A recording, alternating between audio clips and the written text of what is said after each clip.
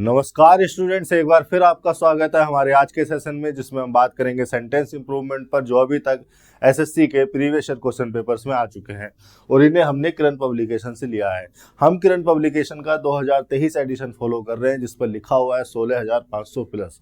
तो अगर आपके पास दूसरे एडिशन हो तो सीक्वेंस को हमारी बुक के हिसाब से मिला लें।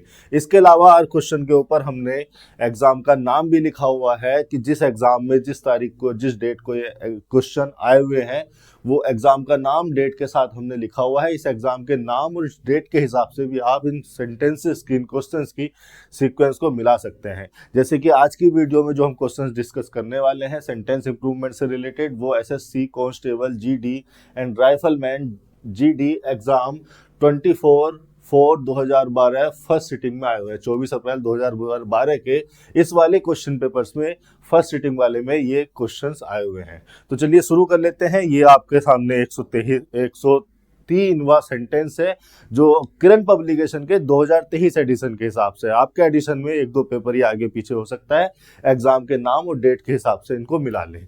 ठीक है, ये आपके सामने सेंटेंस लिखा हुआ है। सबसे पहले हम सिंटैक्टिकली एनालाइज करेंगे, फिर देखेंगे कि क्या एप्रोप्रिएट ऑप्शन होना चाहिए सिंटैक्स के हिसाब से, मीनिंग के हिसाब से।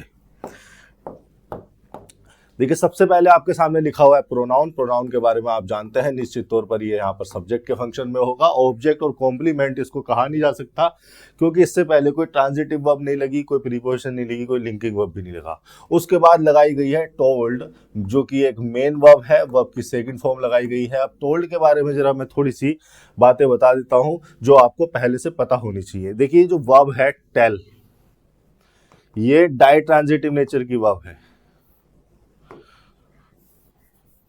टेल जो वर्ब है वो डाई ट्रांजिटिव नेचर की वर्ब है। डाई ट्रांजिटिव नेचर की वर्ब वो वर्ब होती है जो अपने बाद दो ऑब्जेक्ट लेती है।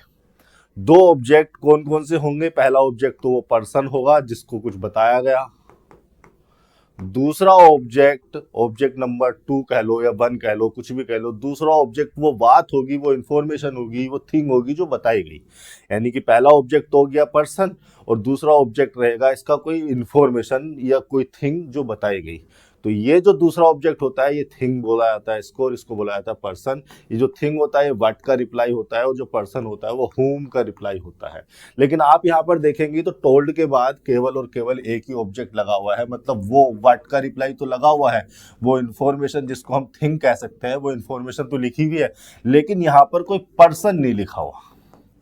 इस वजह से ये जो है गलत हो गई। टोल्ड वर्ब जो है यहाँ पर गलत हो गई। इंप्रूवमेंट की गुंजाइश है। तो इंप्रूवमेंट में जब देखेंगे तो हमें इन वर्ड्स के मीनिंग पता होने चाहिए। हमें पता होना चाहिए कि नरेट का मीनिंग क्या होता है, रिसाइट का मीनिंग क्या होता है। वास्ट टेलिंग तो होगी नहीं, क्योंकि क्यों नहीं होगी मैंने आपको बता दी, डाई ट्रांजिटिव वर्ब है, दो ऑब्जेक्ट ही लेती है। नरेट होगी या नरेटेड होगी, जरा इस पर थोड़ी सी बात कर लेते हैं। देखिए, सबसे पहले तो मैं अगर टेल का मीनिंग बताना चाहूँ आपको, तो टेल का मीनिंग होता है to give someone some information. कोई इंफॉर्मेशन किसी को देना, या कोई सेंटेंस या कोई इंफॉर्मेशन, कोई थिंग किसी को बता देना, सिंपल वे में। नरेट का जो मीनिंग होता है वो थोड़ा सा टेल से अलग होता है। या नरेट को कंटेक्स्ट, जिस कंटेक्स्ट में जिस ऑब्जेक्टिव मीनिंग को कन्वे करने के लिए नरेट को यूज किया जाता है वो थोड़ा सा टेल से अलग होता है। नरेट का मतलब होता है to describe events as they happens या हैपन। ठीक है, जैसे कोई घटना होती है या कुछ भी हुआ तो उसको ऐसे के ऐसे ही डिस्क्राइब कर देना, वर्णन कर देना, ये होता है नरेट का मीनिंग। या और मैं लिख सकता हूं मैं, नरेट का मतलब होता है टू टेल अ स्टोरी। कोई हुआ, कुछ हुआ, उस इवेंट को आपने एक स्टोरी बनाकर किसी को बता दी। ठीक है, to tell someone a story. मैं फिर से कह रहा हूं, डाई ट्रांजिटिव वर्ब है तो पर्सन को लिखे बिना ही इसका, इस पर्सन को लिखे बिना इसका मीनिंग कंप्लीट होगा नहीं। फिर एक और वर्ब है हमारे पास रिसाइट। उसका क्या मीनिंग है? रिसाइट। रिसाइट बना है साइट से। देखिए, साइट वर्ब में, साइट एक वर्ब है और इसमें आर ई लगाकर रिसाइट बना है। तो साइट के मीनिंग को जान लेंगे तो रिसाइट भी समझ जाएंगे। देखिए साइट का एक मीनिंग तो यही होता है कि to mention something as a proof, to mention something as a proof for something. किसी का प्रूफ हमने मेंशन कर दिया कि इस चीज का प्रूफ ये है, यहां लिखा हुआ है, तो हमने उसको क्या कर दिया, साइट कर दिया। आप बुक्स वगैरह में भी देखोगे तो लास्ट में साइटेशन लिखे रहते हैं। साइटेशन का मतलब वो मेंशन थिंग्स या वो मेंशन पेपर्स जहां से इस चीज को लिया गया है, मतलब राइटर या स्पीकर जो कुछ भी कह रहा है उसका साइटेशन ये है, ये इस न्यूज़पेपर में इस किताब में छपा था, ये प्रूफ है, जाके पढ़ लो। वो साइटेशन छपे रहते हैं। ठीक है, एक मीनिंग तो ये हो गया साइट का। दूसरा मीनिंग हो गया, बहुत ही यूजुअल मीनिंग है, टू स्पीक और right something that is taken from a writer or written book। कोई बुक किसी राइटर ने लिख दी, किसी राइटर ने, किसी स्पीकर ने कुछ बोल दिया, तो उस बुक में से किसी इंफॉर्मेशन को बोलना या कहना, ये होता है साइट करना। ठीक है, कोई रिटन बुक है, उस रिटन बुक में से किसी इंफॉर्मेशन को कह देना, बोल देना, ये रिसाइट का मीनिंग होता है। अब ये साइट का मीनिंग होता है। अब इसी वर्ब को, अब सोचिए ये जो आप रिटन मटेरियल से, रिटन बुक से आप कुछ बोल रहे हैं, कह रहे हैं, जब इसी चीज को आप अपनी मेमोरी में ले लेते हैं, आपने इसको बुक को कहीं पढ़ लिया, अब जो आपने इस बुक को कहीं पढ़ लिया या कहीं सुन लिया तो ये आपकी मेमोरी में है। जब आप अपनी मेमोरी का इस्तेमाल करके, आप अपनी मेमोरी से निकाल के इन शब्दों को बोलने लगते हैं, तो वो हो जाता है रिसाइट। रिसाइट का मतलब होता है to say a piece of writing aloud from memory। aloud मतलब जोर जोर से, मतलब इतना कि सुन सके लोग। अलाउड फ्रॉम मेमोरी, आप अपनी मेमोरी से निकालकर अगर किसी रिटन मटेरियल को जो कहीं पर लिखा हुआ था, आपने पढ़ लिया था, आपकी मेमोरी में था, आप उसको कहने लगते हैं, तो आप क्या करते हैं, रिसाइट करते हैं। तो अब जरा आप वापस सेंटेंस पर आ जाइए, क्या यूज होना चाहिए यहाँ पर। देखिए आपको यहाँ पर नरेटेड यूज करना चाहिए। नरेट भी नहीं आएगा क्योंकि टेंस चेंज हो जाएगा उससे, तो सही ऑप्शन होना चाहिए नरेटेड। यहाँ पर क्या बताई जा रही है, एक स्टोरी बताई जा रही है, बताई जा रही है। ये जो टेल होता है ना, टेल का मतलब होता है अ story, specially invented one, specially invented one. कोई व्यक्ति अगर कोई स्टोरी को इन्वेंट करके कोई मनगढ़ंत स्टोरी सुनाने लगे, तो उस मनगढ़ंत स्टोरी को जो उसने इन्वेंट की है उसको कहा जाता है tell. A story specially invented one, जिसको इन्वेंट किया गया हो जरूरी नहीं है कि ऐसा हुआ हो सकता है कुछ और हुआ हो, लेकिन उसने एक स्टोरी अपनी मनगढ़ंत एक इन्वेंट कर दी, उस स्टोरी को कहा जाता है टेल। वो का मतलब क्या है, WOE का मतलब है एक्सट्रीम सैडनेस, एक्सट्रीम सैडनेस या फिर big problems, big problems, problems और ट्रबल्स। तो उसने यही किया है यहाँ पर, उसने नरेट की है एक स्टोरी, किसकी, एक्सट्रीम सैडनेस या अपनी प्रॉब्लम्स की। विद टीयर्स, विद हो गया प्रीपोजिशन, प्रीपोजिशन के बाद उसका ऑब्जेक्ट आ गया, इन फिर से एक प्रीपोजिशन हो गया, और प्रीपोजिशन के बाद in his eyes, his eyes जो है इन प्रीपोजिशन का ऑब्जेक्ट हो गया, जो कि एडवर्ब ऑफ प्लेस है। नहीं, एडवर्ब प्लेस नहीं, मैं इसको एडजेक्टिव कंसीडर करूंगा।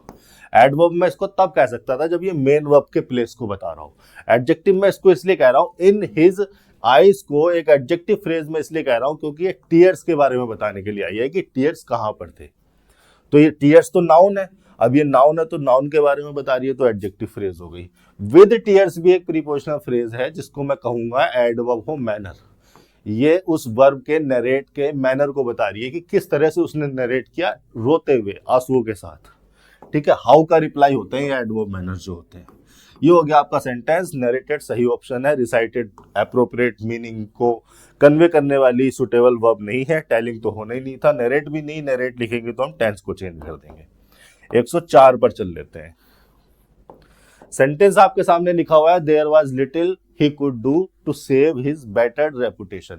देखिए देयर जो है एडवर्ब भी हो जाता है और प्रोनाउन भी हो जाता है। एडवर्ब जब वो होता है तो एडवर्ब वो प्लेस होता है, किसी वर्ब के प्लेस को बताने के लिए आता है कि ये जो वर्ब है, ये जो एक्शन है, ये कहाँ पर हुई, और वेयर का रिप्लाई होता है। ठीक है, वेयर का रिप्लाई होता है। लेकिन यहाँ पर आप देखेंगे तो किसी वर्ब के प्लेस को बताने के लिए तो है नहीं, एक्चुअली में ये प्रोनाउन की तरह इस्तेमाल हो रहा है। अब जब ये प्रोनाउन होता है तब ये इंट्रोडक्टरी सब्जेक्ट के रूप में इस्तेमाल हो जाता है। इंट्रोडक्टरी सब्जेक्ट, इंट्रोडक्टरी सब्जेक्ट एक तरह का डमी सब्जेक्ट होता है, ये इंट्रोड्यूस करने के लिए लगाया जाता है जो कहीं पर कुछ हुआ। ठीक है, किसी इवेंट को, किसी सिचुएशन को, किसी चीज के एग्जिस्टेंस को बताने के लिए इसको हम शुरू में एक इंट्रोडक्टरी सब्जेक्ट के रूप में इस्तेमाल कर देते हैं। तो देयर यहां पर लगाया गया है इस लिटिल को इंट्रोड्यूस करने के लिए, यही तो है इसका कॉम्प्लीमेंट। ठीक है, और वाज को यहां पर लिंकिंग वर्ब की तरह इस्तेमाल किया जा रहा है। तो इस लिंकिंग वर्ब ने कॉम्प्लीमेंट को उसके सब्जेक्ट से लिंक कर दिया। अब ये जो लिटिल है यहां पर एक प्रोनाउन की तरह इस्तेमाल किया जा रहा है। अब उसके बाद देखा हमने क्या लिखा हुआ है, फिर से देखिए, एक क्लोज यहां पर आपकी खत्म हो गई, दूसरी क्लोज आपकी यहां पर शुरू हो गई। ही यहां पर क्या है, प्रोनाउन है जो कि सब्जेक्ट के फंक्शन में है, कुड मोडाल लगा हुआ है एबिलिटी बताने के लिए पास्ट में, और डू यहां पर लगा हुआ है मेन वर्ब। अब दो चीजें यहां पर आप नोटिस कीजिए। पहली बात तो यहां पर जब दो क्लोज स्टार्ट हो गई तो एक कंजंक्शन गायब है। दूसरा आप ये ध्यान दीजिए कि ये जो मेन वर्ब है आपकी डू, ये एक ट्रांजिटिव नेचर का एक्शन है, और ट्रांजिटिव नेचर का एक्शन अपने बाद ऑब्जेक्ट लेता है, वो ऑब्जेक्ट गायब है।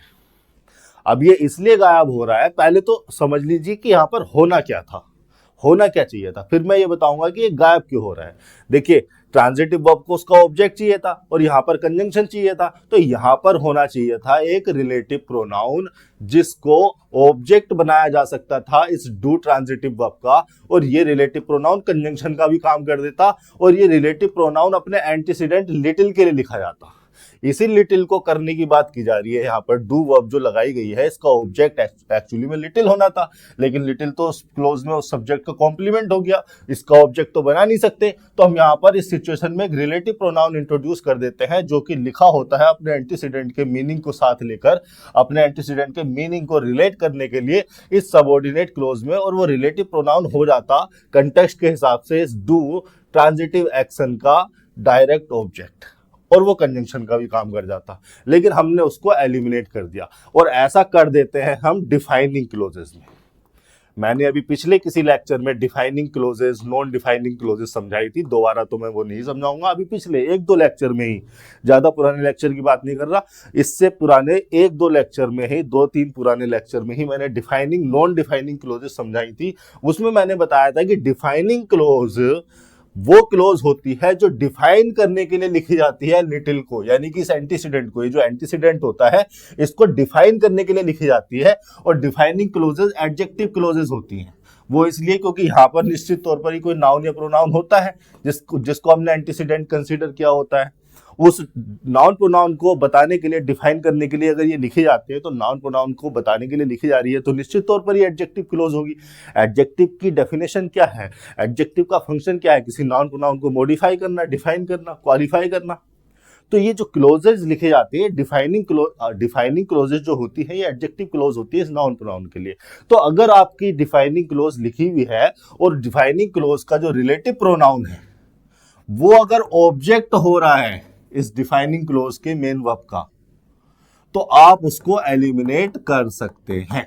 उसको एलिमिनेट करके भी आप एक कंप्लीट मीनिंग को कन्वे कर देते हैं, इसलिए कई बार उसको एलिमिनेट कर दिया जाता है, और ये कोई गलती नहीं है। पिछले एक दो लेक्चर में ही मैंने ये बात खोलकर समझाई थी। मैं उस लेक्चर का जो है डिस्क्रिप्शन में लिंक दे दूंगा, और वैसे मैं उम्मीद कर रहा हूं कि आप मेरे सारे लेक्चर जो है सीक्वेंस में, सीरीज में देखते हुए आ रहे हैं।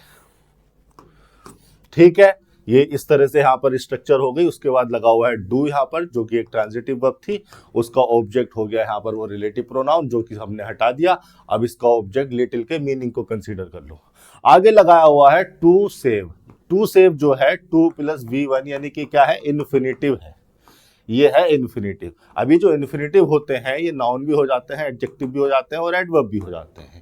यहाँ पर क्या होना चाहिए, नाउन तो होगा नहीं, सब्जेक्ट ऑब्जेक्ट कॉम्प्लीमेंट तो हमें चाहिए नहीं, एडजेक्टिव भी नहीं हो सकता क्योंकि किसी नाउन प्रोनाउन को मॉडिफाई करने के लिए नहीं आया है। ये एक्चुअली में एडवर्ब ही आया है, ये इसके पर्पस को बताने के लिए आया है। पर्पज या रीजन को बताने के लिए आया कि क्या रीजन है हमारा कुछ करने का। To save his better reputation. अब यहाँ पर सेव वर्ब को जो है हमें इंप्रूव करना है, हमें जो बाकी की वर्ब दी गई है वो साल्वेज, रैक और डिस्ट्रॉय दी गई हैं, नो इम्प्रूवमेंट दिया गया है। सेव के मीनिंग को अगर मैं आपको समझा दूं, इन चारों शब्दों के, इन तीनों शब्दों के और मीनिंग में समझा दूं, तो आप ये समझ पाओगे कि यहाँ पर एप्रोप्रिएट सुटेबल मीनिंग को कन्वे करने के लिए कौन सी सुटेबल वर्ड यहाँ पर यह वर्ब हमें चाहिए था। देखिए सेव का मतलब होता है, आप जानते भी होंगे, आप में से कई स्टूडेंट्स जो है सेव वर्ब को अच्छे से जानते होंगे, मैं और अच्छे से बता देता हूँ। सेव का मतलब होता है टू स्टॉप समवन और समथिंग फ्रॉम बीइंग किल्ड। आपने किसी को मरने से बचा लिया, सेव कर लिया। डिस्ट्रॉयड, किसी को नष्ट होने से बचा लिया, किसी पर्सन को या किसी भी चीज को आपने डिस्ट्रॉय और डैमेज होने से बचा लिया, तो आपने उसको क्या कर लिया, सेव कर लिया। एक मीनिंग तो इसका यही हो गया। और दूसरा मीनिंग होता है to keep something for future. ये स्पेशली मनी वगैरह के कंटेक्स्ट में, मनी वगैरह को सेव करने के कंटेक्स्ट में यूज किया जाता है। आपने मनी को बचा लिया, उसको खर्च नहीं किया, फ्यूचर के लिए रख लिया, आपने क्या कर लिया, उसको सेव कर लिया। सेव का मीनिंग ये हो जाता है। साल्वेज का मीनिंग देख लेते हैं। साल्वेज बहुत अच्छी वर्ड है, बहुत अच्छी वर्ब है, आपके प्रीवियस ईयर एग्जाम में आई हुई वर्ब है। अब वोकैबुलरी में भी आपको इसके बारे में जानने को मिलेगा। देखिए साल्वेज का मतलब होता है to save something from being damaged और डिस्ट्रॉयड। स्पेशली, ये जो मैं स्पेशली लिख के मैं बताता हूं ना, तो मैं वो कंटेक्स्ट लिखता हूं, जिस कंटेक्स्ट में, जिस स्पेसिफिक कंटेक्स्ट में उस वर्ड को, उस वर्ब को यूज किया जाता है, वो कंटेक्स्ट लिखता हूं मैं। ठीक है, देखिए सेव तो यहां पर भी क्या जा रहा है, और सेव का मीनिंग तो खुद सेव करना, प्रोटेक्ट करना है किसी को, लेकिन इस साल्वेज वर्ड को स्पेसिफिकली किस कंटेक्स्ट में, किस ऑब्जेक्टिव, किस एप्रोप्रिएट सुटेबल ऑब्जेक्टिव मीनिंग को कन्वे करने के लिए यूज किया जाता है, वो मैं लिखने वाला हूं। To save something from being damaged और destroy, specially from a sinking ship. कोई जहाज डूबने वाला है या डूब रहा हो, उससे किसी चीज को बचा लिया। फ्रॉम अ संकिंग शिप, गांव में बाढ़ आ गई, फ्लड आ गई और उसमें सामान खराब हो रहा है, आपने उस सामान को बचा लिया, आपने क्या कर लिया, साल्वेज कर लिया।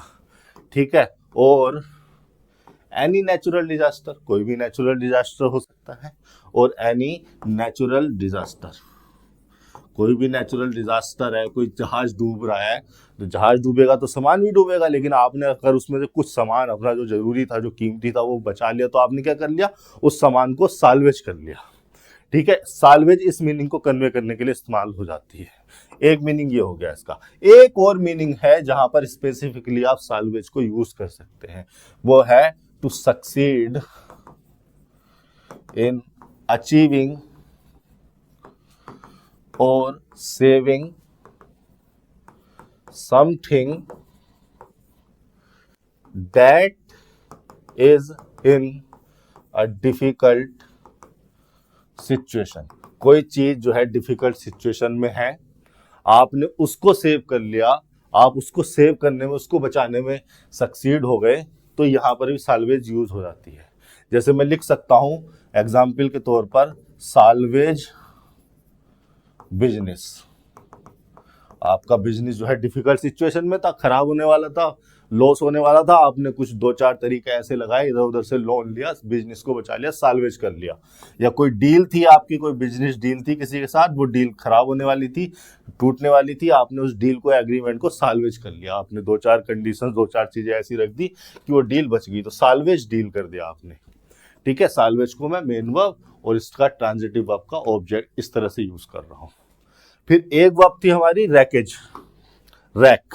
रैकेज एक्चुअली में नाउन होता है, रैक वर्ब होती है। रैक का मतलब होता है, रैक का मतलब होता है टू डिस्ट्रॉय और badly damage something. Badly damage something, किसी चीज को बहुत बुरी तरह से जो है आपने डैमेज कर दिया, आपने रैक कर दिया। फिर क्या वर्ब है, फिर तो एक वर्ब है ही डिस्ट्रॉय। तो देखो रैक और डिस्ट्रॉय तो उस ऑब्जेक्टिव मीनिंग को कन्वे ही नहीं कर रही है। जिस ऑब्जेक्टिव मीनिंग को कन्वे करने के लिए सेंटेंस को लिखा गया है, इस वर्ब को लगाया गया है, उसके विपरीत वर्ब है रैक और डिस्ट्रॉय, तो उसके विपरीत मीनिंग को कन्वे करने वाली वर्ब लिखी हुई है, अपोजिट मीनिंग में है, तो ये तो वैसे ही हटा दो। साल्वेज ज्यादा अप्रोप्रिएट है, ठीक है। रेपुटेशन और बेटर, बेटर का मतलब क्या होता है, BATTER, इसको ये वाला बेटर में समझ लेना, BETTER, ये एक एडजेक्टिव होता है। गुड, बेटर, बेस्ट, ये एक अलग वर्ड है। BATTER, बेटर एक वर्ब होती है और इसका मतलब होता है टू हिट और अटैक समवन और समथिंग रिपीटेडली, समवन और समथिंग रिपीटेडली, रिपीटेडली मतलब again and again, REPATEDLY, again and again आपने किसी को हिट कर दिया तो आप उसको क्या कर रहे हैं, बेटर कर रहे हैं। तो बेटर्ड इसी वर्ब का जो है वर्ब की थर्ड फॉर्म यानी कि पास्ट पार्टिसिपल यानी कि एडजेक्टिव लगा है। एक ऐसी रेपुटेशन जिसको बार बार हिट किया गया है, जिसको बार बार जो है अटैक किया गया है, उस बेटर्ड रेपुटेशन को साल्वेज कर लिया गया। साल्वेज स्पेसिफिक मीनिंग करने के लिए सेव से ज्यादा अप्रोप्रिएट है, तो सेव की जगह यहाँ पर क्या लिख देना चाहिए, साल्वेज लिख देना चाहिए। 104 का हो गया फर्स्ट। आगे चल लेते हैं 105 पर। क्या लिखा हुआ है आपके सामने, the teacher told that Monday would be a holiday. Told verb को फिर से यहाँ पर इंप्रूवमेंट मांगा हुआ है। मैंने अभी आपको थोड़ी देर पहले बताया था कि जो टेल वर्ब है डाई ट्रांजिटिव नेचर की वर्ब है। इसके बाद दो ऑब्जेक्ट लिखे जाएंगे। पहला ऑब्जेक्ट होगा वो पर्सन जिसको कोई इंफॉर्मेशन बताई गई, जो कि हुम का रिप्लाई होता है, किसको बताया गया। और दूसरा जो ऑब्जेक्ट होता है वो थिंग होती है या वो इंफॉर्मेशन होती है जो इंफॉर्मेशन बताई गई। और ये जो इंफॉर्मेशन होती है ये व्हाट का रिप्लाई होती है। तो दोनों ऑब्जेक्ट यहाँ पर होने चाहिए थे, यहाँ पर पर्सन को आपने लिखा ही नहीं। हालांकि वो इंफॉर्मेशन तो आपने लिख दी। ये जो पूरा का पूरा डैट क्लोज लिखी हुई है, ये क्या लिखा हुआ है, व्हाट का रिप्लाई लिखा हुआ है। वो इंफॉर्मेशन या वो थिंग लिखी हुई है जो आपने बताई, लेकिन वो पर्सन लिखा हुआ नहीं है जिसको बताया। तो आपने यहां पर एक ऑब्जेक्ट गायब कर दिया, इसलिए टोल्ड गलत हो गई, टेलिंग भी गलत हो गई, हैज टोल्ड भी गलत हो गई, माइट टेल में भी टेल आ रहा है, सारी गलत हो गई। फिर बचा सैड। अब ये जो सैड वर्ब है ना, ये है mono transitive verb. Mono transitive verb वो होती है जो अपने मीनिंग को कंप्लीट करने के लिए एक ऑब्जेक्ट लेती है। एक ऑब्जेक्ट लिखा जाएगा इसके बाद, और वो ऑब्जेक्ट कोई भी हो सकता है, पर्सन भी हो सकता है, थिंग भी हो सकता है। सैड के कंटेक्स्ट में वो ऑब्जेक्ट है थिंग, यानी कि वो इंफॉर्मेशन, ठीक है, वो इंफॉर्मेशन या वो थिंग है जो कि कही गई। आपने जब डायरेक्ट इनडायरेक्ट किए होंगे, आपने खूब महारत हासिल की होगी डायरेक्ट इनडायरेक्ट को कन्वर्जन में, तो आपने देखा होगा कि सैड के बाद टू मी या टू हर लिखा रहता है, और उसके बाद इन्वर्टेड कोमा में कोई क्लोज लिखी रहती है, यानी कि वो इंफॉर्मेशन लिखी रहती है, वो थिंग या वो इंफॉर्मेशन जिसको हम व्हाट का रिप्लाई कह रहे हैं। ठीक है, क्यों होता है ऐसा, क्योंकि जो सैड वर्ब है वो मोनोट्रांजिटिव वर्ब है। मोनोट्रांजिटिव होने की वजह से उसने एक ऑब्जेक्ट तो ले लिया, जो ऑब्जेक्ट इन्वर्टेड कॉमा में लिखा हुआ है, वो थिंग, वो इंफॉर्मेशन जो कही गई, लेकिन उसने पर्सन को अपने ऑब्जेक्ट के रूप में नहीं लिया। और उस पर्सन को लिखने के लिए ऑब्जेक्टिव फॉर्म में, उस प्रोनाउन को लिखने के लिए ऑब्जेक्टिव फॉर्म में हमें क्या लगाना पड़ा, टू प्रीपोजिशन लगाना पड़ा। यानी कि उस इंफॉर्मेशन का रिसिपिएंट कौन है, उसको रिसिपिएंट के रूप में दिखाने के लिए टू प्रीपोजिशन लगाना पड़ा। इसीलिए सैड के बाद टू में लिखा रहता है। लेकिन जब हम उसको कन्वर्ट करते हैं तो हम क्या कर देते हैं, टोल्ड कर देते हैं। सैड टू की पूरी की सैड टू को पूरा रिप्लेस कर देते हैं हम टोल्ड वर्ब से, क्योंकि टोल्ड डाई ट्रांजिटिव वर्ब है, वो पर्सन को भी ऑब्जेक्ट के रूप में ले लेगी, और फिर डैट कंजंक्शन लगा के, या कोई और कंजंक्शन भी आएगा, डैट ही आता है ना, और डैट कंजंक्शन लगा के हम वो उस पूरी क्लोज को इसका दूसरा ऑब्जेक्ट बना देंगे। तो ये हो गया आपका 105, थर्ड ऑप्शन। 106 पर चल लेते हैं। We have to respect our elders. Modal पर बात आ गई। देखिए मोडाल जो है टेंसेस को एक्सप्रेस नहीं करते हैं, मूड को एक्सप्रेस करते हैं।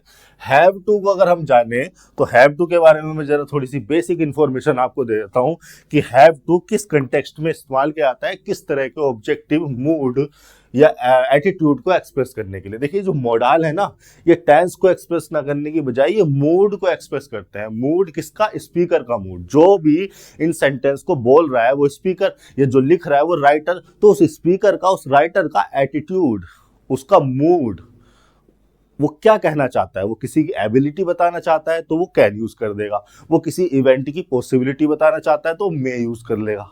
वो किसी को सजेशन देना चाहता है तो शुड यूज कर लेगा। तो स्पीकर की और राइटर के एटीट्यूड को, उसके मूड को बताने के लिए मोडाल का इस्तेमाल करता है स्पीकर।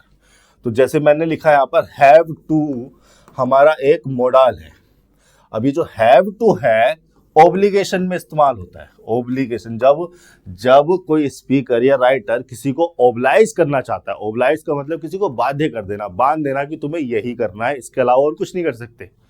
तो उस ऑब्लिगेशन को एक्सप्रेस करने के लिए ये जो है ऑब्लिगेशन या नेसेसिटी, बहुत ज्यादा किसी चीज की आवश्यकता हो, उस ऑब्लिगेशन या उस नेसेसिटी को एक्सप्रेस करने के लिए वो हैव टू का यूज करता है।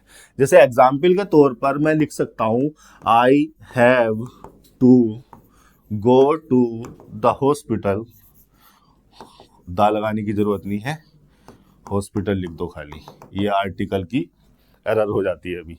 आई have to go to hospital tomorrow. ठीक है, तो यहां पर ये जो हैव टू मैं बता रहा हूं, ये बता रहा हूं मैं नेसेसिटी, एन इज नेसेसिटी को एक्सप्रेस करने के लिए मैंने लिखा, यानी कि मुझे यहां पर ओबलाइज तो किया गया। अब देखिए मैंने खुद को ओबलाइज नहीं किया, यहां पर ओबलाइज किया मेरी हेल्थ कंडीशन ने, या मैं लिख दूं यहां पर सर्कमस्टांसेस ने मुझे ओबलाइज कर दिया। हेल्थ या मेरी हेल्थ कंडीशन ने मुझे ओबलाइज कर दिया कि मुझे जाना है, वहां से मुझे नेसेसिटी एक्सप्रेस करने की आवश्यकता पड़ी। सर्कमस्टांसेस या हेल्थ कंडीशन वो एक्सटर्नल फैक्टर होते हैं। तो एक तरह से ये भी कहते हैं ग्रामेरियन कि जब कोई एक्सटर्नल फैक्टर आपको ओबलाइज कर रहा हो तो आप हैव टू का प्रयोग करते हैं। जब कोई एक्सटर्नल फैक्टर आपको ओबलाइज कर रहा हो, आप क्या करते हैं? हैव टू का प्रयोग करते हैं। वो एक्सटर्नल फैक्टर आपकी परिस्थितियां, आपकी सर्कमस्टांसेस भी हो सकती हैं, कोई रूल भी हो सकता है, कोई गवर्नमेंट ने कोई रेगुलेशन निकाल दी वो भी हो सकता है, आपकी यूनिवर्सिटी ने, आपकी कॉलेज ने कोई रूल बना दिया कि ऐसा करना है, वो भी हो सकता है। एक कंटेक्स्ट तो ये हो गया हैव टू को यूज करने का। दूसरा कंटेक्स्ट है ये जो है स्ट्रॉन्ग सजेशन देने के लिए यूज होता है। स्ट्रॉन्ग सजेशन या स्ट्रॉन्ग एडवाइस देने के लिए अगर कोई स्पीकर या कोई राइटर किसी को स्ट्रॉन्ग सजेशन देना चाहता है, स्ट्रॉन्ग एडवाइस देना चाहता है, तो वो हैव टू का प्रयोग कर सकता है। जैसे एग्जाम्पल के तौर पर मैं लिख सकता हूं you have to be careful during journey. ठीक है, यू कोई भी हो सकता है, मेरा भाई हो सकता है, मेरा दोस्त हो सकता है, मेरा बेटा हो सकता है, मेरी बेटी हो सकती है, मैं उसको एक स्ट्रॉन्ग सजेशन दे रहा हूं। तो यहां पर स्ट्रॉन्ग सजेशन देने के लिए मैंने क्या किया, जो है हैव टू को यूज कर लिया। एक और कंटेक्स्ट है जहां पर मैं हैव टू को यूज कर सकता हूं, और वो है जैसे मैंने लिखा there has to be a good reason for his rude behaviour. तो यहां पर जो है मैं एक तरीके से हैज टू से सर्टेनिटी एक्सप्रेस कर रहा हूं। ठीक है, अगर मैं सर्टेनिटी को एक्सप्रेस करना चाहूं, सर्टेनिटी मतलब निश्चितता की कोई ना कोई रीजन जरूर होगा उसने ऐसा रूड बिहेव किया, तो मैं निश्चितता के साथ अगर किसी बात को बताना चाहता हूं तो मैं सर्टेनिटी को एक्सप्रेस करने के लिए हैज टू का यूज कर सकता हूं। अब देखो एक और मोडाल है जो ऑब्लिगेशन और नेसेसिटी को एक्सप्रेस करने के लिए इस्तेमाल किया जाता है, उसके बारे में भी थोड़ा सा बता देता हूं, और वो है मस्ट। मस्ट के बारे में आपने सुना होगा। मस्ट को हम ऑब्लिगेशन के लिए या नेसेसिटी के लिए यूज कर लेते हैं, नेसेसिटी को एक्सप्रेस करने के लिए यूज कर लेते हैं। या यूं कहिए कि किसी को अगर हम ओबलाइज सजेशन देना चाहते हैं तब हम क्या कर लेते हैं, मस्ट को यूज कर लेते हैं। जब हम किसी को ऐसा सजेशन देना चाहते हैं कि सजेशन देने के साथ साथ हम उसको ओबलाइज भी कर रहे हैं, ओबलाइज सजेशन, तो हम मस्ट का प्रयोग कर लेते हैं। जैसे एग्जाम्पल के तौर पर मैं लिख सकता हूं the students must submit their fees before 15 अगस्त। अब देखो जो ओबलाइज सजेशन दे रहा है, जो ये जो सजेशन दे रहा है, ये जो किसी को ओबलाइज कर रहा है, तो ओबलाइज कर वही सकता है जिसके पास ओबलाइज करने की अथॉरिटी हो। तो ये जो इस तरह का जो ऑब्लिगेशन देता है या इस तरह का जो ऑब्लिगेशन एक्सप्रेस करता है, वो पर्सन करता है जो कि ओबलाइज कर सकता है, जिसके पास अथॉरिटी हो। कोई पर्सन इस तरह का ऑब्लिगेशन दे सकता है, इस तरह का ओबलाइज सजेशन कोई पर्सन दे सकता है, लेकिन पर्सन इन अथॉरिटी। ठीक है, तो ये बात अगर कोई बोल रहा होगा तो कोई स्कूल का, कोई कॉलेज का, यूनिवर्सिटी का कोई डीन हो सकता है, कोई डीएसडब्ल्यू, कोई फी चांसलर, ऐसा कुछ हो सकता है, कोई वाइस चांसलर, ऐसा कुछ हो सकता है जो अथॉरिटी में हो पर्सन, जो आपको ओबलाइज भी कर सकता है। तो इस तरह के सेंटेंसेस जो है, इस तरह के ओबलाइज सजेशन कोई ऐसा पर्सन देता है, लेकिन ये इस पर्सन की जो है ना पर्सनल ओपिनियन होती है। ठीक है, पर्सनल ओपिनियन होती है। यहाँ पर ये जो ओबलाइज सजेशन दिया जाता है, यहाँ पर ये जो ओब्लिगेशन और नेसेसिटी दिखाई जाती है, ये इंटरनल फीलिंग की वजह से दिखाई जाती है। मुझे ऐसी इंटरनल फीलिंग आ रही है, मेरे पास अथॉरिटी है, मैंने उसको ओबलाइज सजेशन दे दिया, या मैंने उसको ओब्लिगेशन नेसेसिटी एक्सप्रेस कर दी। ठीक है, यहाँ पर कोई एक्सटर्नल फैक्टर नहीं होता। एक तो फंक्शन यही हो गया, एक मीनिंग तो यही हो गया मस्ट का। ये डिफरेंस भी है, मस्ट और हैव टू के बीच में डिफरेंस भी है। ठीक है, दूसरा, मैं लॉजिकल कंक्लूजन को देने के लिए, लॉजिकल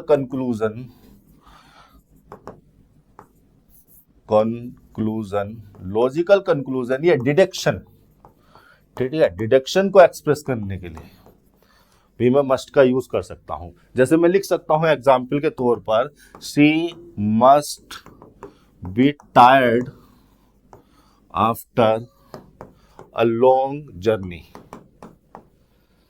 ठीक है, अब मैं यहां पर क्या दे रहा हूं, एक लॉजिकल कंक्लूजन दे रहा हूं। मुझे पता है कि वो एक लॉन्ग जर्नी के बाद आई है, तो वो टायर्ड होगी। तो इस लॉजिकल कंक्लूजन को या इस डिडक्शन को देने के लिए भी मैं मस्ट का प्रयोग कर सकता हूं।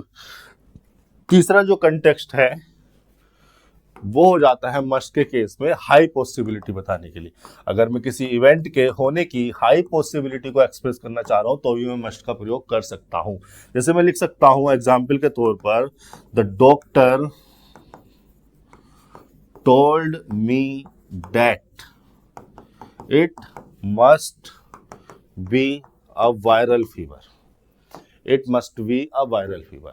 तो यहां पर क्या बताया मैंने, हाई पॉसिबिलिटी को बताया कि वायरल फीवर होने की पॉसिबिलिटी बहुत ही हाई है। इस तरह से जो है मस्ट का प्रयोग कर लेते हैं। जब ऑब्लिगेशन और नेसेसिटी के लिए हम दोनों मॉडल का प्रयोग कर सकते हैं, तो हम देखेंगे कि कौन सा इंटरनल फैक्टर की वजह से ऑब्लिगेशन है और एक्सटर्नल फैक्टर की वजह से कौन सा ऑब्लिगेशन है। फिर एक हमारा मॉडल था शुड पर बात कर लेते हैं। शुड का आपको पता है, शुड जो है एडवाइस या सजेशन देने के लिए यूज होता है। सजेशन या एडवाइस देने के लिए, एडवाइस को एक्सप्रेस करने के लिए कोई भी स्पीकर अगर किसी को सजेशन देना चाहता है, किसी को एडवाइस देना चाहता है, तो वो ये यूज कर सकता है। लेकिन यहाँ पे थोड़ा सा डिफरेंस है, मैं आपको भी बता दूंगा। जैसे मैंने कहा, जैसे मैंने लिखा, you should follow good habits. अब देखो यहां पर मैं सजेशन तो दे रहा हूं, किसी को एडवाइस तो दे रहा हूं शुड लगाकर, और वो एडवाइस क्या है, गुड हैबिट्स फॉलो करने की। लेकिन मैं यहां पर इसके कुछ कॉन्सिक्वेंसेस नहीं है। अगर आप, मैंने सजेशन दे दिया आपको, मैंने एडवाइस दे दी, लेकिन आप अगर गुड हैबिट्स फॉलो नहीं भी करोगे, तो भी ऐसा कुछ नहीं है कि मैं आपका कुछ बिगाड़ लूंगा या कोई कुछ बिगाड़ लेगा या कोई कुछ बहुत बुरा हो जाएगा आपके पास। तो यहाँ पर जो है एडवर्स कॉन्सिक्वेंसेस नहीं होते।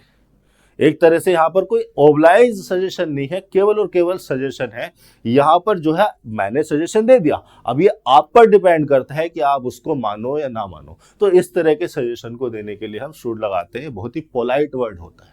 हम सजेशन तो दे रहे हैं, लेकिन हम उससे एक्सपेक्ट कुछ नहीं कर रहे हैं कि वो इसको फॉलो करेगा नहीं करेगा, उसकी मर्जी है, हमने उस पर छोड़ दिया है। यहाँ पर इस तरह के सजेशन को देने के लिए हम शुड का प्रयोग करते हैं, you should follow good habits. ठीक है, एक और कंटेक्स्ट है जहां पर मैं शुड को अच्छी तरह से प्रयोग कर सकता हूं। जैसे मुझे एक्सप्रेस करना है, to express the right thing to do. जैसे एग्जाम्पल के तौर पर मैं लिख सकता हूं, वी शुड रेस्पेक्ट, क्या था आपका सेंटेंस, वही लिख दे रहा हूं मैं, वही सेंटेंस लिखकर समझा देता हूं, आवर एल्डर्स। तो आप यहां पर देखेंगे तो ये शुड मैंने जैसे कि अभी बताया था सजेशन देने के लिए, और आप यहां पर देखेंगे कि जो प्रोनाउन है ये आपका फर्स्ट पर्सन में काउंट होता है। फर्स्ट पर्सन में कौन होगा, स्पीकर ही होगा, ठीक है। स्पीकर मतलब कौन होगा, आई होगा। बोल तो एक ही पर्सन रहा होगा इसको, ऐसा तो है नहीं 8-10 लोग मिलकर एक साथ बोल रहे हैं इस बात को, किसी बंदे से किसी पर्सन से। बोल तो इसको आई रहा है, लेकिन आई के साथ वो अपने साथ जो अपने उसके दोस्त भाई बंधु जो भी लोग वहां पर उसके साथ कंटेक्स्ट में हैं उनको भी इंक्लूड करके बोल रहा है, ठीक है। बोल तो इसको एक ही पर्सन रहा होगा, आई बोल रहा होगा जो कि स्पीकर होगा, लेकिन वो अपने साथ वालों को इंक्लूड करके बोल रहा है, इसीलिए ये जो है काउंट हो जाता है वी में, और इसको भी फर्स्ट पर्सन की तरह ही काउंट किया जाता है। अब देखिए जो सजेशन दिया जा रहा है वो आई के द्वारा दिया जा रहा है, और जिसको दिया जा रहा है वो भी आई है, ठीक है। क्या कोई पर्सन खुद को सजेशन दे सकता है? भाई ये सजेशन देने का मूड एटीट्यूड किसका है, आई का है, और दिया भी सजेशन आई को ही जा रहा है, यानी कि वी को ही दिया जा रहा है। वी कंसीडर कर लीजिए, हमने पूरी यूनिट को वी कंसीडर कर लिया है ना अब। तो यहां पर सिचुएशन ऐसी हो गई कि जैसे कोई पर्सन खुद को ही एडवाइस दे रहा है, खुद को ही सजेशन दे रहा है। क्या कोई पर्सन खुद को सजेशन दे सकता है? सजेशन या एडवाइस दूसरों को दी जाती है, खुद को नहीं दी जाती, ठीक है। अब आप इस बात को समझ सकते हैं तो समझिए मेरी बात को कि सजेशन या एडवाइस जो है दूसरों को देने के काम में आती है, खुद को कोई व्यक्ति एडवाइस या सजेशन नहीं देता है। तो यहाँ पर कोई किसी प्रकार का सजेशन नहीं दिया रहा, यहाँ पर उस राइट थिंग को एक्सप्रेस किया जा रहा है जो कि की जानी चाहिए, जो कि करनी है। We should respect our elders, और वो राइट थिंग क्या है, respect our elders. Respect elders is the right thing to do। Respect का भी रेस्पेक्टिंग कर देता हूं, जीरेंड बना देता हूं जब पूरा सेंटेंस लिख रहा हूं तो, है ना। तो इस थिंग को यहां पर रिफर करने के लिए हम क्या कर लेते हैं, शुड का प्रयोग कर लेते हैं। मेन तो यही है। तो यहां पर आपकी सिचुएशन क्या थी, यही दूसरा वाला जो एग्जाम्पल मैंने आपको समझाया था, यहां पर आ जानी थी, चाहिए थी शुड। कैन और मे का यहां पर कोई यूज नहीं है। देखिए कैन या तो एबिलिटी बताने के लिए एक्सप्रेस किया जाता है, एबिलिटी हम यहां पर नहीं बता रहे हैं खुद की, या फिर परमिशन के लिए इस्तेमाल किया जाता है, परमिशन लेने के लिए या परमिशन देने के लिए कैन का प्रयोग किया जाता है। यहाँ पर कोई परमिशन का कंटेक्स्ट भी नहीं है, तो कैन को तो हटा दो। मे को हम यूज करते हैं पॉसिबिलिटी बताने के लिए, पॉसिबिलिटी को एक्सप्रेस करने के लिए। ऐसी कोई पॉसिबिलिटी यहाँ पर एक्सप्रेस नहीं की जा रही है। और मे का यूज हम परमिशन के लिए भी कर सकते हैं, परमिशन के लिए कैन और मे का दोनों का यूज हो सकता है। दोनों में क्या डिफरेंस है ये जब मॉडल चैप्टर में डिस्कस करूंगा तो मैं बताऊंगा, या फिर कोई सेंटेंस ऐसा सामने आ जाए जो इस डिफरेंस पर बेस्ड हो तो अब मैं इसको अच्छे से एक्सप्लेन करूंगा। तो कैन और में तो यहाँ पर होने ही नहीं थे। बैटर के बारे में मैं थोड़ा सा आपको बता दूं, बैटर लिखकर आपको जबरदस्ती कंफ्यूज करने की कोशिश की गई है। ये जो बैटर वर्ड है ये एडजेक्टिव भी हो जाता है, एडवर्ब भी हो जाता है। एक्चुअली में ये कंपैरेटिव डिग्री है, ये कंपैरेटिव डिग्री है किसकी, गुड की। गुड, बेटर और बेस्ट। अब ये जो गुड है ये तो केवल एडजेक्टिव रहता है, लेकिन बेटर जो है एडजेक्टिव और एडवर्ब दोनों के फंक्शन में आ जाता है। अब मैं आपको बताऊं कि एग्जामिनर के दिमाग में चल क्या रहा होगा कि उसने आपको ऑप्शन में बेटर लिख के दे दिया। एक्चुअली में वो हैड बेटर से आपको कंफ्यूज करने की कोशिश कर रहा है।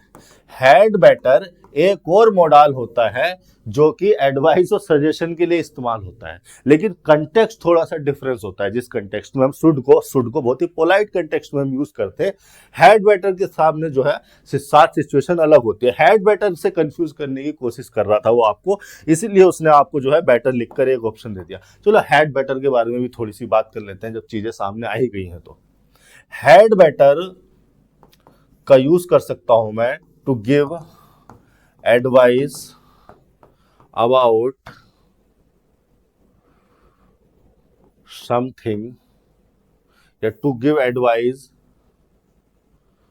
That someone do something. कोई ऐसी एडवाइस देने के लिए कि किसी को कोई चीज करनी चाहिए, हैड बेटर का प्रयोग कर लेते हैं। या to express the best thing to do. What is the best thing to do, ये एक्सप्रेस करने के लिए हम हैड बेटर का यूज कर लेते हैं। जैसे एग्जाम्पल के तौर पर मैंने लिख दिया you had better go for morning walk. अब इससे ज्यादा बात जो है हेड बेटर की तभी करेंगे मॉडल चैप्टर में या कोई क्वेश्चन आ जाए।